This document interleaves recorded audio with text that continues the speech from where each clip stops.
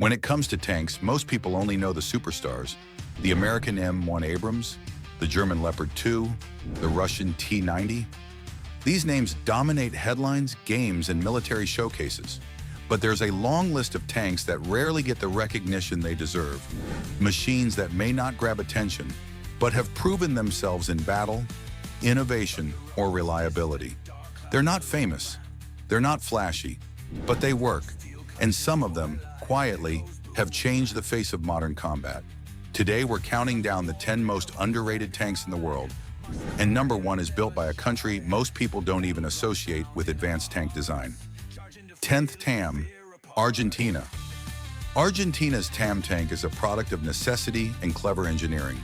Developed in the 1970s with help from Germany, it was built to be light and fast, designed specifically for the rugged, mountainous, and uneven landscapes of South America. Unlike most main battle tanks, the TAM sacrifices heavy armor for speed and mobility. Weighing in at just over 30 tons, it's nearly half the weight of an M1 Abrams. While it lacks modern armor and advanced electronics, it's easy to transport, operate, and maintain. For a country with budget constraints and difficult terrain, the TAM was the perfect fit. And in regional conflicts and exercises, it's consistently proven its worth. 9. Type 74, Japan. The Type 74 is often overshadowed by Japan's newer Type 90 and Type 10 tanks. But when it first appeared in the 1970s, the Type 74 introduced features that were rare at the time. It had a fully stabilized gun, thermal sights, and a hydropneumatic suspension system that let it adjust its ride height, ideal for Japan's mountainous terrain. It was never exported and never saw combat, which is part of why it remains unknown. But it gave Japan a reliable, high-tech armored platform during the Cold War, one tailored for defense rather than aggression. Quietly effective, rarely mentioned. 8. PT-91 Twardy, Poland. The PT-91 is Poland's heavily upgraded version of the Soviet T-72. On paper, it shares a lot with the original Soviet design, but the Polish upgrades are significant. New fire control systems, explosive reactive armor, and improved mobility. It gave Poland a modern tank fleet without depending fully on foreign imports. The PT-91 saw service in harsh conditions and has been exported to countries like Malaysia.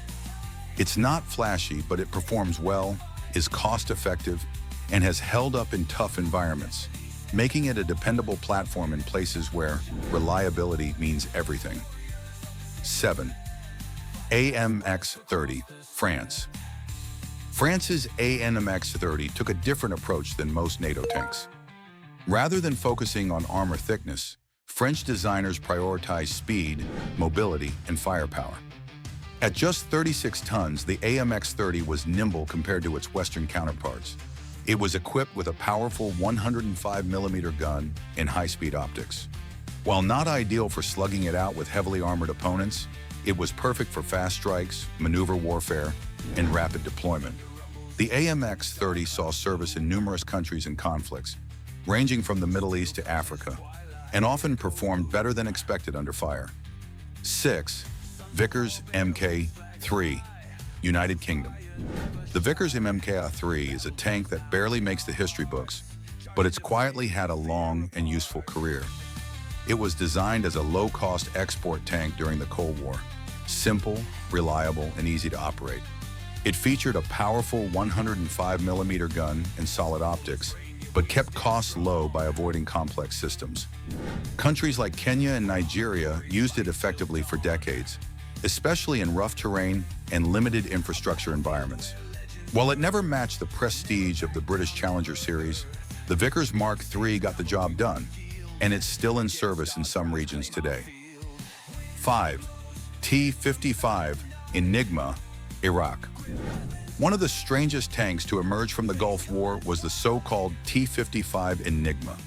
These were Soviet-era T-55s modified by Iraqi engineers with improvised armor plating, sometimes concrete, sometimes scrap steel, welded haphazardly onto the chassis. They looked bizarre, but in practice, these modified tanks survived more hits than expected during the opening stages of the conflict. While most were destroyed in the air-dominant campaign that followed, Their existence showed how older platforms could still pose a threat with the right modifications. The Enigma wasn't a polished design, but it was a reminder that even outdated equipment can cause real problems when used creatively. 4. Merkava Mk 1, Israel. Today, the Merkava is recognized as one of the most advanced tanks in the world. But when the Merkava Mk 1 first rolled out in the late 1970s, it confused analysts. It had a front-mounted engine, thick armor angled in unconventional ways, and a rear compartment that could carry infantry or wounded soldiers. Critics saw it as bulky and odd. Then came the 1982 Lebanon War. In rugged terrain and ambush-prone cities, the Merkava Mk1 showed what it was made for: crew survival and adaptability. It absorbed damage, protected its crew, and reshaped how nations viewed tank design. It was mocked at first, now it's copied. 3. T-64, Soviet Union. The T-64 never became famous, but it should have. Introduced in the 1960s, it quietly introduced game-changing technologies: a powerful 125mm smoothbore gun, composite armor, and an autoloader that allowed a 3-man crew instead of 4. It was never widely exported, which kept it out of global conflicts, but it formed the backbone of elite Soviet units. In recent years, modernized T-64s have seen combat in Ukraine, holding their own against newer designs. It was complex, expensive, and difficult to produce, but it changed tank design permanently. It's the prototype that influenced nearly every Soviet and Russian tank that followed. 2. Al-Khalid, Pakistan. The Al-Khalid is a joint development between Pakistan, China, and Ukraine. Compact, fast, and desert-optimized, it was designed to meet the specific needs of the Pakistani battlefield: hot climates, open terrain, and fast mobility. It features a 125mm gun, modern fire control systems, and an autoloader, allowing it to compete with heavier, more expensive tanks. It's already the backbone of Pakistan's armored corps and is being upgraded with new sensors and armor. Yet outside South Asia, it's barely discussed. The Al-Khalid is a practical, modern war machine with export potential and growing regional importance, but without the international attention it deserves. 1. Altay, Turkey. At number 1 is the Turkish Altay, perhaps the most underrated modern tank today. Developed over more than a decade, the Altay is Turkey's bid to create a fully homegrown main battle tank. Drawing inspiration from South Korean and German technology, the Altay combines NATO standard firepower with features suited for Middle Eastern terrain. It includes advanced armor, digital fire control systems, and a 120mm smoothbore gun. But what makes it truly unique is its political and strategic significance. Turkey has long relied on foreign suppliers for tanks. With the Altay, it's aiming for independence and regional dominance. While production delays and engine sourcing have held it back, the Altay is now entering service. And if it performs as expected, it may quietly become one of the most influential tanks in the next decade. Each of these tanks tells a different story.